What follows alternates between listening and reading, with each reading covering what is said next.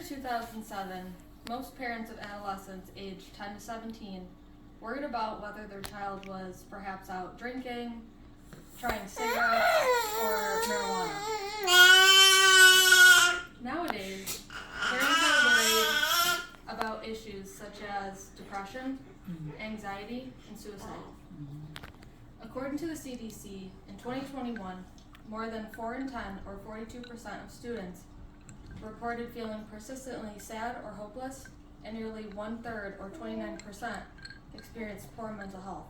In 2021, more than 1 in 5, or 22% of students seriously considered attempting suicide. 1 in 10, or 10%, attempted suicide.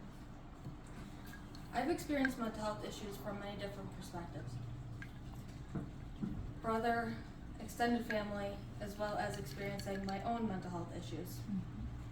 A mental disorder is characterized by a clinically significant disturbance in an individual's cognition, emotional regulation, and behavior. It's usually associated with stress or impairment in areas of functioning.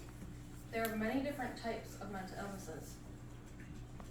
Anxiety, depression, ADHD, OCD, schizophrenia, psychosis, bipolar disorder, PTSD, eating disorders, and dementia are common illnesses and have most likely affected everyone in this room in some way.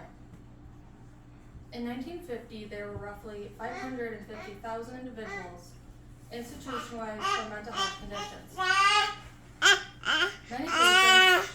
Many patients were held against their will, and in 1967, Ronald Reagan signed an act ending holding people in psychiatric facilities against their will. Around 50 years ago, when this deinstitutionalization began, the idea was to build community centers that would treat these people. Unfortunately, funding was never received and they were never built. Something else became undeniable. The number of incarcerated individuals skyrocketed. This was most likely due to these people with mental health conditions craving stability and routine. They wanted meals every day, a living situation, and company. With mental illnesses being on the rise, there is a definite lack of care providers. This table I'm looking at shows the number of providers per 10,000 children aged 0 to 17 years old. In our county and surrounding counties, there is actually 0.0 psychiatrists or mental health providers who prescribe medication per 10,000 individuals. There's slightly more psychologists in the area, but there's definite lack of care. People with mental illnesses are not always susceptible to receiving help, and this also has to do with the large stigma and people being afraid to mention this to at their annual visits to their primary care providers. Many people don't believe that their mental health is as important as their physical health. For an example, a veteran may feel more comfortable receiving and finding more resources for being wounded than they are discussing their PTSD or their depression. Cancer patients are another large group that is severely affected by mental illness, going through treatment, financial struggles, end of life issues can all affect your mental health. So this may be a result of the stigma and the fear of judgment. So how are we handling this issue? NAMI is the National Alliance of Mental Illness, and it's our nation's largest organization. It was founded in 1979 by 2 mothers that had family members with mental illness.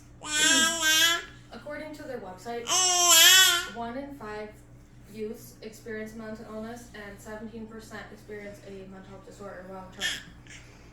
The main goals of this organization are to provide advocacy, raise awareness, fight the stigma on mental health, and provide education and support for families. From experience, there's a definite lack of resources for individuals and their families. Depending on the severity, an individual might need therapy, anywhere to a live-in aid.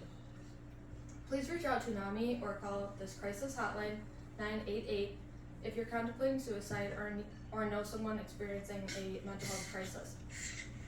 We need to work together to end the stigma around mental health.